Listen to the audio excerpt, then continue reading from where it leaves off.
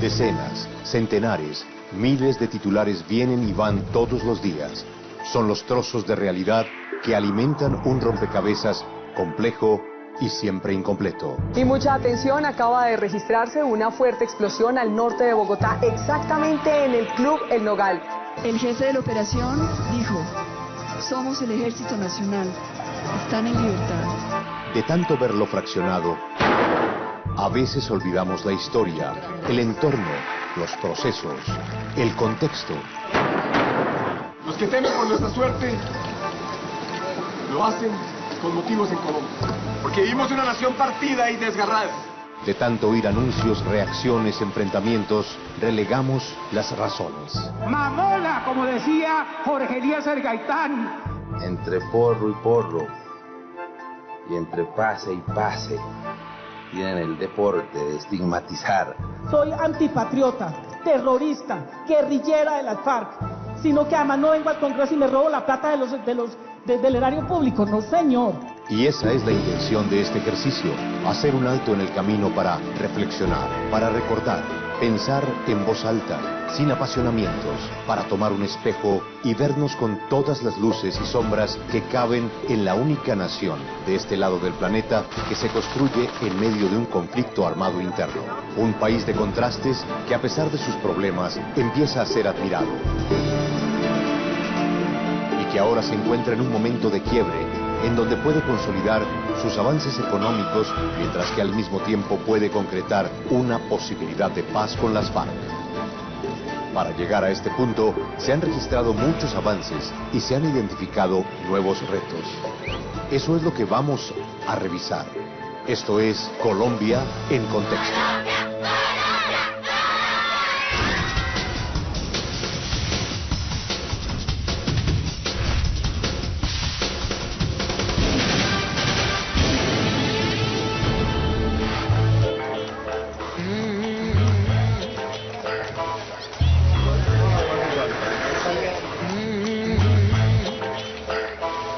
Hay noticias que son muy satisfactorias, ya, que son muy importantes para cierta gente, y hay noticias que son un desastre para la ciudad y para el país.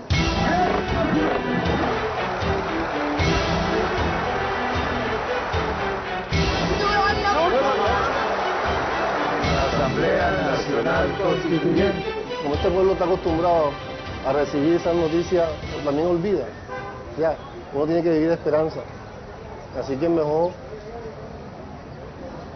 gozar de las buenas. Aquí viene la reina. Dios salve a la reina del biciclón. ¡Oro! Mariana Pajón, medallista olímpica, reconoce bajo su propia experiencia lo que es viajar como colombiana y al mismo tiempo tener la posibilidad de ganar portando nuestra bandera. Yo viajo desde los 5 años y a los 5 años mostrar el pasaporte colombiano daba un poquito hasta de pena. Uno lo mostraba y lo miraban feo, llegaba a alguna parte, a alguna pista del mundo y por colombianos, entonces nos hacían un poquito al lado, nos hacían charlas y burlas por ser colombianos, pero ahora es diferente. Ahora ven este país como un país muy lindo, con muchas posibilidades, hermoso por sus tierras y por su gente, y ahora nos sentimos muy orgullosos de viajar con el uniforme colombiano, de representar nuestro país y de mostrar nuestro pasaporte. Pero este orgullo no es algo casual, es el resultado de un trabajo que como nación nos ha costado lágrimas y sudor en décadas de transformación. Una transformación principalmente en dos aspectos, de mejoras en términos de seguridad y de estabilidad económica. De donde vengo yo, la cosa no es fácil, pero siempre igual sobrevivimos, vengo yo. Para muchos, hace 15 años, Colombia era un país que parecía que entraba entre los llamados estados frágiles o fallidos. Y en la comunidad internacional se observan muchos casos de países que se quedan en esa situación por muchos años, pero pocos países logran dar la vuelta como la ha dado Colombia. Luego, para cualquier analista internacional, cuando se piensa en Colombia, se piensa en un país que ha hecho una enorme transformación y que empieza a ser un país con un enorme futuro. Cuando Martín nació, Colombia era un país de crecimiento moderado, lleno de problemas, con un estigma internacional como el país más violento del mundo. Éramos los campeones del secuestro, los campeones del narcotráfico. Aquí el futuro era muy difícil, por eso la gente se iba de Colombia. Cuando nacieron Simón y María Paz, a ellos les correspondió la última parte del gobierno del presidente Turbay y el comienzo del gobierno del presidente Betancourt. En general era un país muy amenazado por la violencia, tremendamente amenazado. Ya el narcotráfico estaba empezando a tomar vuelo y era una época difícil, regular para la economía, regular para la seguridad, un país que crecía poco, bastante cerrado. El país ha dado pasos gigantescos desde entonces. Recuerdo con horror la eliminación de toda la gente de la UP, la campaña del 90, la más sangrienta que hayamos podido tener en el país, con 3 candidatos a la presidencia asesinados, las bombas del narcotráfico. Es horrible pensar que los recuerdos más vívidos que uno tiene de hace 20, 30 años son recuerdos de violencia, son recuerdos de un país torturado, de un país... Pero uno tiene que hacer esfuerzos para superar esa visión negra, esa visión color de hormiga y tratar de mirar los matices de gris. Han sido años de cambios, incluso sociales, que nos hacen vernos internamente de manera diferente. Cuando yo era estudiante, todos éramos unos burguesitos, los de mi clase, pues, y de mi educación. Le teníamos terror al comunismo, terror a la Universidad Nacional. Y yo lamento pues haber tenido de niño y de joven muy pocos amigos distintos a mí, ¿no? Pero sí creo que se ha abierto mucho. Sí, hay mucho más gente educada, y uno encuentra mucho más gente de origen popular en posiciones de profesionales y de decisión, inclusive exitosas, ricos y empresarios exitosos, mucho más de lo que había antes, y con mucho más aceptación social, y la sociedad se ha vuelto más democrática, más abierta. Prometen solemnemente a la patria cumplir con fidelidad la Constitución y las leyes de la República. Esa era Colombia hace no mucho tiempo, y a la par con esa sociedad tan rica y diversa como excluyente, se gestó un destino ligado a la violencia que muchas veces ha llevado al país, a sus gobernantes y a sus ciudadanos por caminos que no desearon, como la creación de la guerrilla, tal y como lo recuerda Belisario Betancourt, casi 30 años después de haber concluido su gobierno, en un pronunciamiento histórico.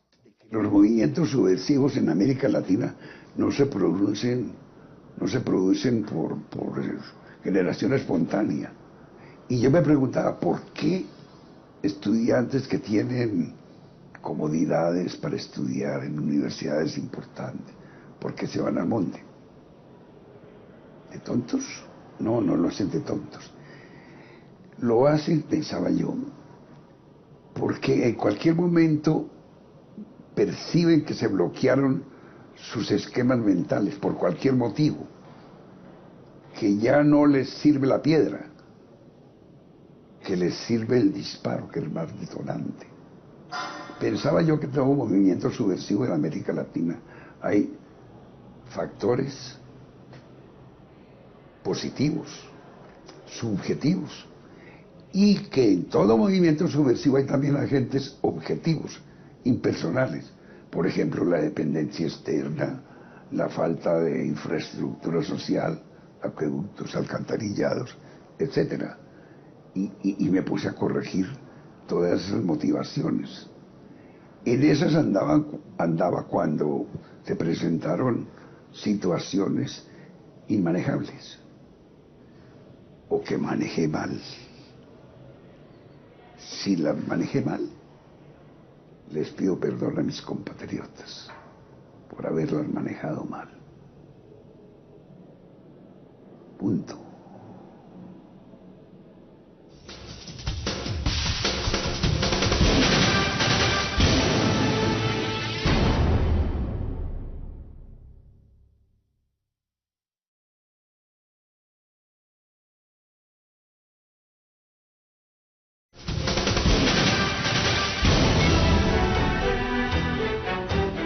historia reciente de Colombia ha estado llena de eventos complejos, eventos que han transformado la sociedad y la han forzado a cambiar en busca de soluciones, es decir, a reinventarse tanto políticamente, económicamente y hoy por hoy a buscar la paz.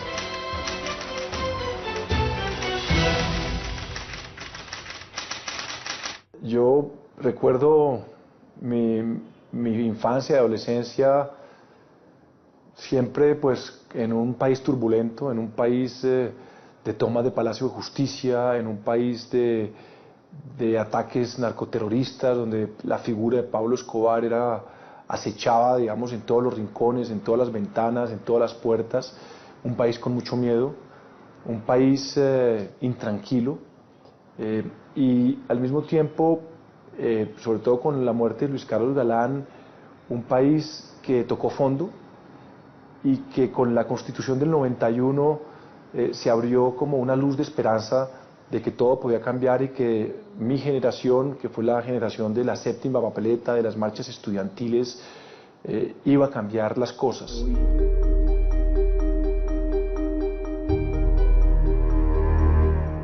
En representación del pueblo, proclamamos la nueva Constitución de Colombia.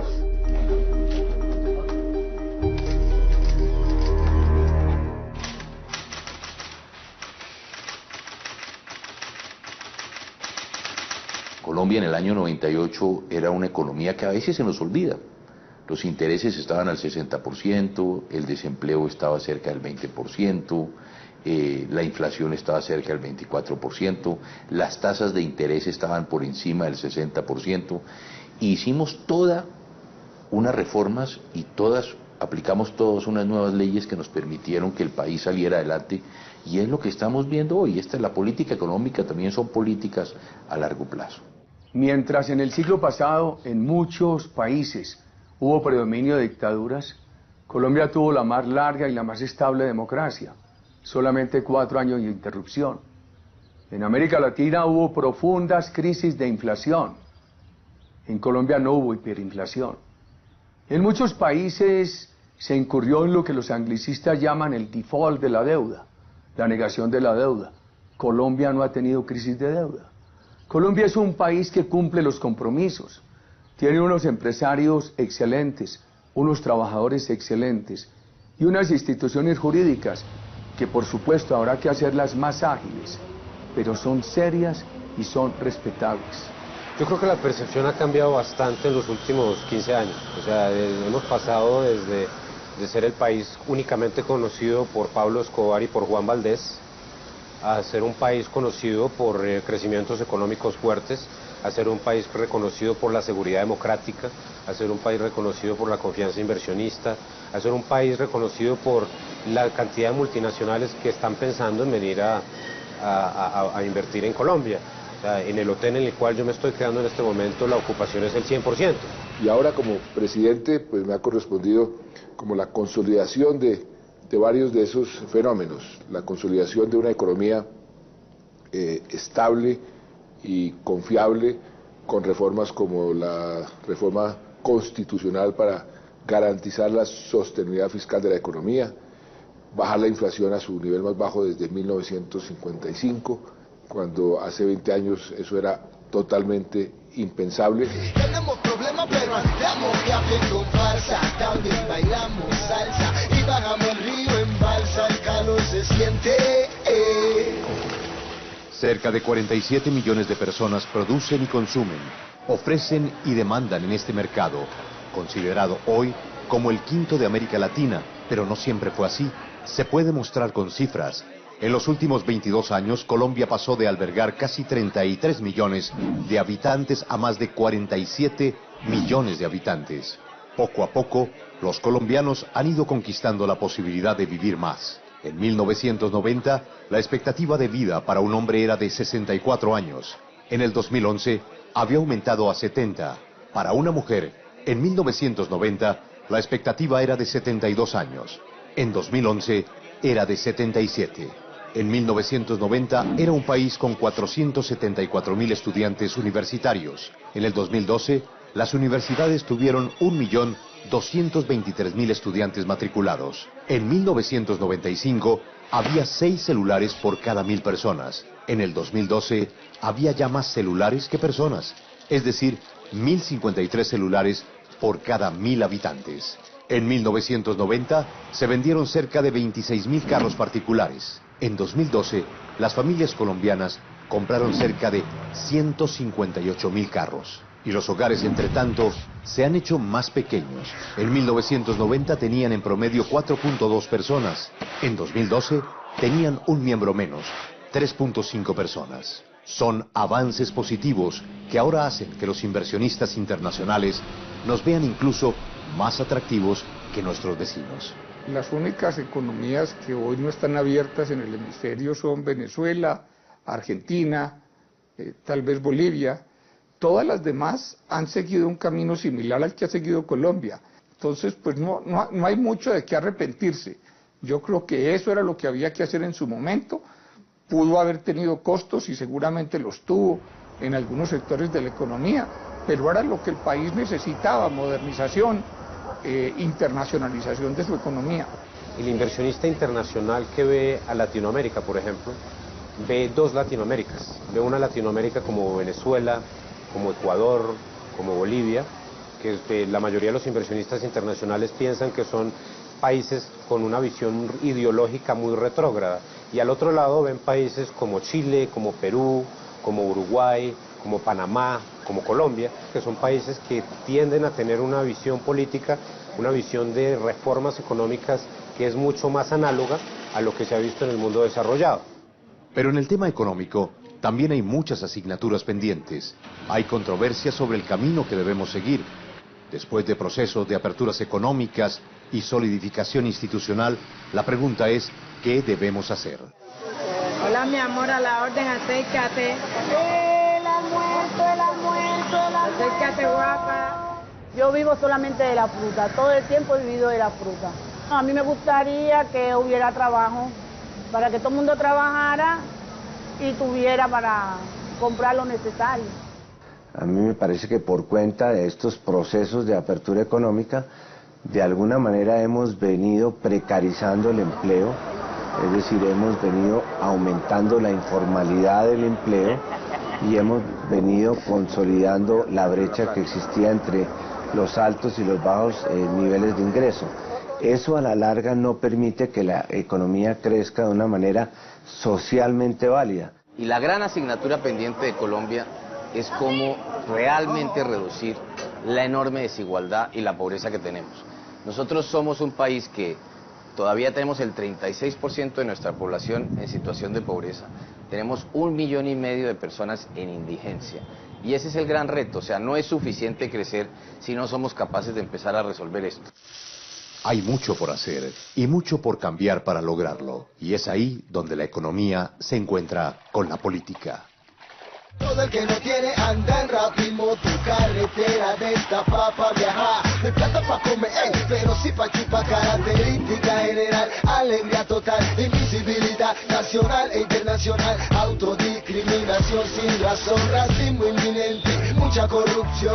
Los colombianos se han desconfiado profundamente de la política con muchas razones, por la corrupción que ha rondado la política, por la incapacidad de nuestros gobernantes, por la manera en que no se han podido resolver los grandes problemas del país, por los escándalos vía el proceso 8000, vía parapolítica, vía chuzadas o espionajes del Estado que permanentemente salen a la luz pública, y eso ha vuelto a la sociedad muy escéptica frente a lo público. Y mejorar la calidad de la política, pero el político tiene que dar ejemplo. Oye, esos privilegios que tienen los congresistas, no más. Necesitamos un liderazgo que dé ejemplo de que aquí se puede cambiar el país. Pero no solo es un reto político. Como toda gran transformación, la de Colombia viene acompañada de grandes desafíos. El primero, cómo mitigar la violencia. Y a veces parece que estuviéramos como pedaleando en la bicicleta estática de una violencia que se reproduce, que se muerde la cola, que si no es por un lado sale por el otro. No hay un país más torturado que este, con guerrilla, con bandas criminales, con paramilitares, con violencia de todos los órdenes y con una degradación en esa violencia que no conoce límites, y sin embargo es un país que sigue adelante, es un país que crece. El segundo desafío, ¿cómo construir físicamente un mejor país? La gran pregunta es ¿qué tenemos que hacer para adelante? Y yo creo que ahí tenemos es que cerrar las brechas de infraestructura, hacerlo en forma muy estratégica, entender que la gran parte de la inversión pública ya no recae solamente sobre la nación, sobre el Estado colombiano, sino por el contrario, sobre los entes descentralizados, es decir, los alcaldes, los gobernadores. Y ahí la buena gestión pública es todo. Y yo creo que ahí los colombianos todos los días nos tenemos que preguntar qué clase de dirigentes estamos eligiendo. No hay duda de que todo lo que sea tener mala gestión pública son años en que nos demoramos mucho más en conseguir el sueño, ya no para nosotros, sino para nuestros hijos. Es increíble pensar que es más costoso enviar una carga hoy entre Bogotá y Cartagena que entre Cartagena y Shanghái. Así no vamos a poder integrarnos. Los gobiernos le hemos exigido al sector privado que se vuelva competitivo, que pueda precisamente integrarse en el campo internacional, y hoy el que no ha hecho la tarea es el gobierno. Y el tercero, ¿cómo construir mejores ciudadanos? Los ciudadanos pueden exigir y pueden criticar y se pueden quejar, pero en el fondo tienen que tener un acto de conciencia de si están siendo buenos ciudadanos, de si están pagando impuestos, de realmente si están respetando la ley. Y yo creo que en eso hay un ingrediente de cultura muy importante, donde la cultura del atajo, del dinero fácil, del avivato, de la malicia indígena, que ha permeado y que está más o menos en esa idiosincrasia, tenemos que, por un lado, por la vía de la cultura ciudadana, superarlo, y también por la vía de que la justicia funcione.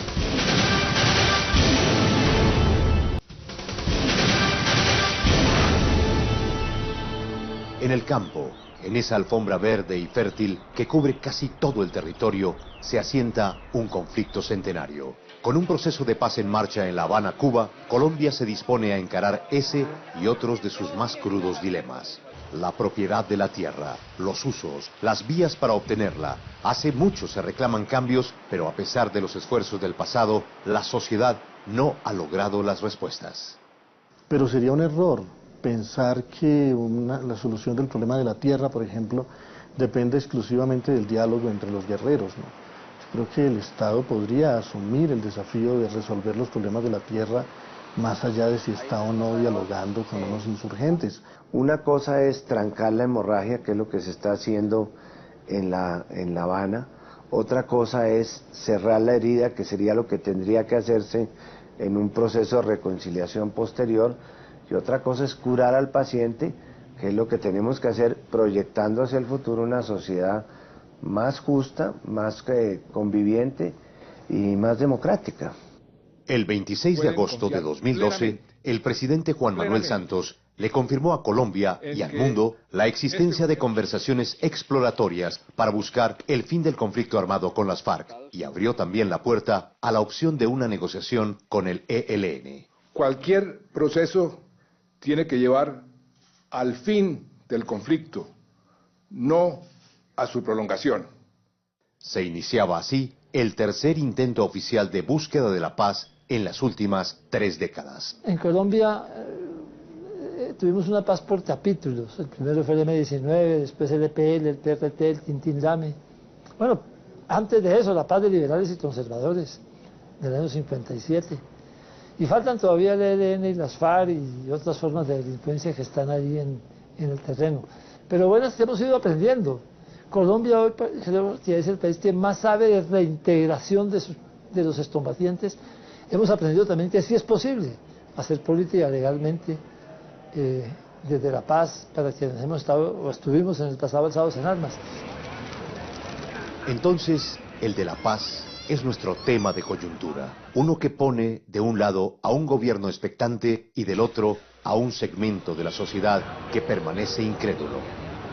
Cuando yo tenga nietos, que será en los próximos 10 años, yo veo una Colombia en paz, Y si estamos en paz, si no tenemos conflicto, una Colombia que está creciendo a tasas muy altas, que está generando una clase media cada vez más boyante, con una educación cada vez de mejor calidad, con un protagonismo internacional cada vez más importante, con una forma de gobernar, una democracia cada vez más efectiva. Eso es lo que estamos sembrando en este momento. El presidente ha seguido un proceso juicioso que preparó por 2 años, tiene conversaciones, digamos, reservadas, están trabajando sobre una agenda. Obviamente hay tropiezos, porque hacer la paz en medio del conflicto y sin cese al fuego crea muchos problemas y dificultades, pero esa era la única manera de no darle ventajas militares a la guerrilla. Yo estoy inmerso en las conversaciones de La Habana, de una u otra manera. No me ponga a hacerle confidencias, pero estoy muy metido, estoy consustanciado, y no me asustan las exasperaciones, no me asustan, ni las de La Habana, ni las del respetable público, que en política es el que otorga o el que niega las medallas. Pero yo me hago muchas ilusiones, muchas, porque percibo que tienen fatiga de guerra y tienen deseo de paz. Es imposible que las FARC no hayan entendido que una derrota política como la del Caguán tiene consecuencias militares, las tuvo muy graves para ellos. Y una derrota política de este proceso de paz ahora tendrá nuevas consecuencias militares en contra de las FARC. Hay que entender que si este proceso de paz termina mal, o porque no se logra una paz, va a haber una nueva ola de mano dura de parte del Estado contra las FARC. Vamos a pasar de invertir el 7% en presupuesto de defensa, probablemente el 10% del PIB. Y las FARC van a sufrir las consecuencias de ese aumento. Si cometen el error de llevarla a través de la indulgencia al terrorismo, a procesos electorales que la conduzcan a un modelo castrista, a un modelo castrovenezolano, a un modelo castromaduro, el país puede ser un fracaso, como fracaso es Cuba y como fracaso están logrando en Venezuela. Va a ser muy difícil que en este país se presenten en el futuro las mismas posibilidades de encontrar una salida política a la violencia que las que se están dando hoy día. Y si la paz negociada por fin llega, no significa el final de la carrera, por el contrario, es el inicio de otra etapa. Yo creo que nos queda un escenario todavía muy complicado, porque en Colombia la violencia no está concentrada solo en el tema de las FARC, de la guerrilla. Tristemente yo creo que continuaríamos en una época de violencia difícil, porque los paramilitares siguen actuando. Hoy tenemos bandas criminales que se han fortalecido, por lo tanto, y en eso tenemos que ser claros, la firma de la paz, y ojalá se logre con la FARC, no va a ser el fin de la violencia en Colombia. Hoy la violencia que tenemos en gran medida está relacionada todavía con narcotráfico. Aquí se usa un eufemismo, que es las BACRIM, como para no decir que son bandas de narcotráfico, tratamos de escondernos detrás de esa expresión. No le paramos suficientes bolas al problema del narcotráfico. Hoy en día tenemos una mafia que domina muchas regiones del país, y de eso nos venimos a dar cuenta cuando ya era muy tarde. Yo creo que nosotros somos un país progresivamente más mafioso, sí. Hace 15 años, digamos que había 2 o 3 familias mafiosas, hoy hay N, y en todas las regiones, y con grandes problemas de desafío al Estado.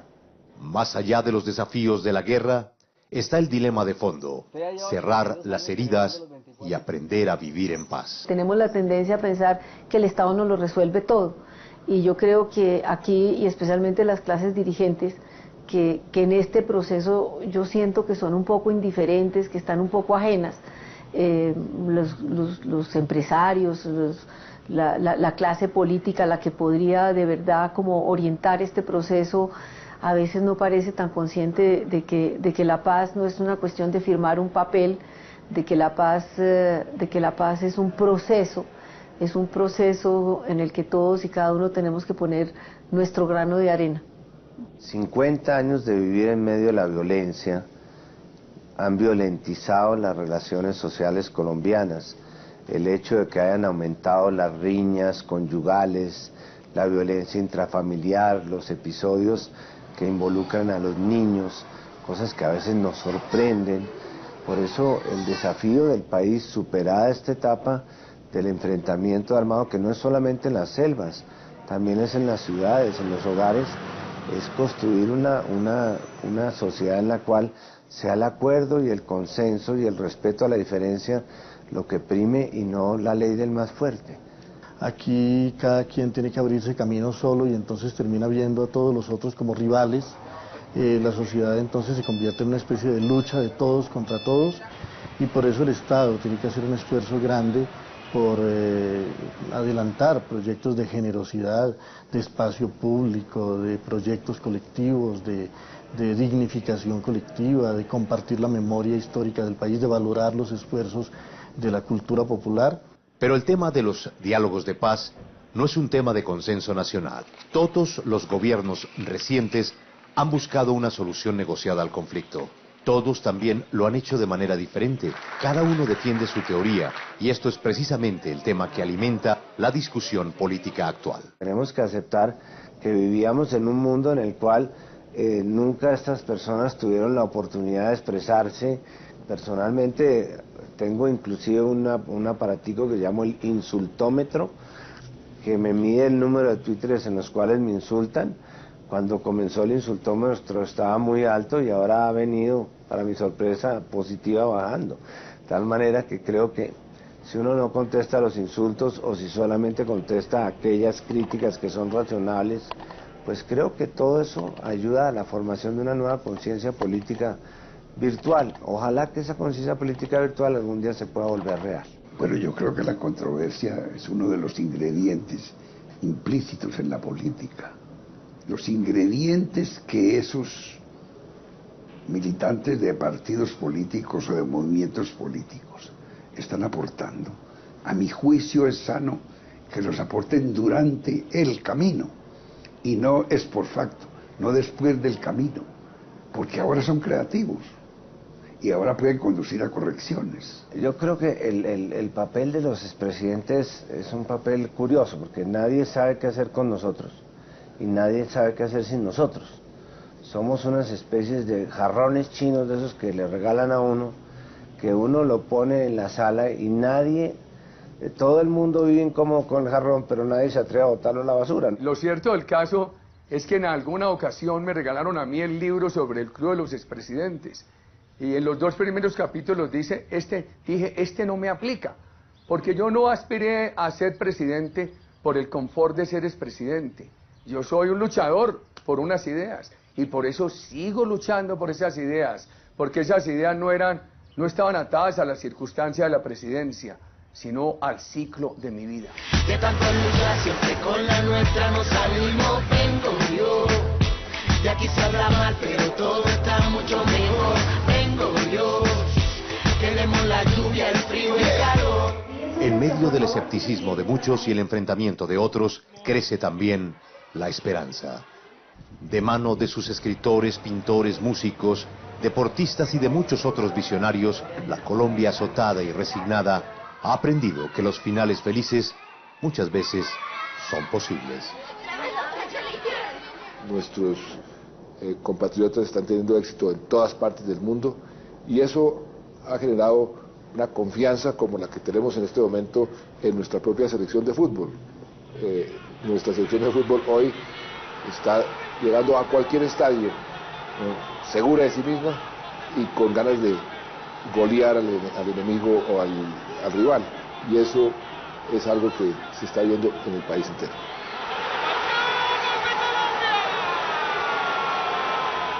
Lo que da la tierra son especímenes como Fernando Botero, como Mansur, como Obregón, como Grau. Lo que da la tierra es Barba Jacob, es León de Grave.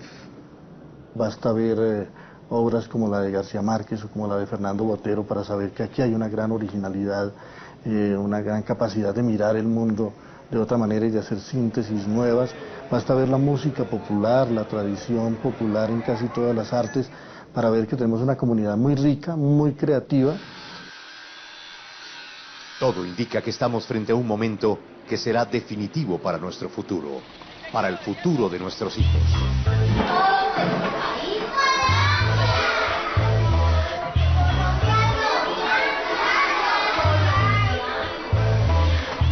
Si tú miras, por ejemplo, el país que le tocó vivir a mi mamá, mi mamá cumplió 100 años hace 3 semanas, y el que nos tocó vivir a nosotros, con todos los problemas, fue mucho mejor, y el que le ha tocado vivir a mi hijo, mejor que el mío, y ahí vamos, ¿no? Yo sí creo que hay futuro.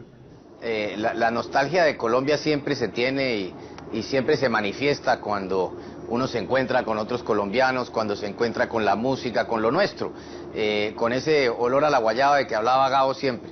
Y es por esto que uno cuando piensa en el futuro piensa en que al final uno regresa a sus raíces, a sus hijos, a su familia, a sus amigos, y es por esto que estoy seguro que terminaré retirándome aquí en Colombia como es natural.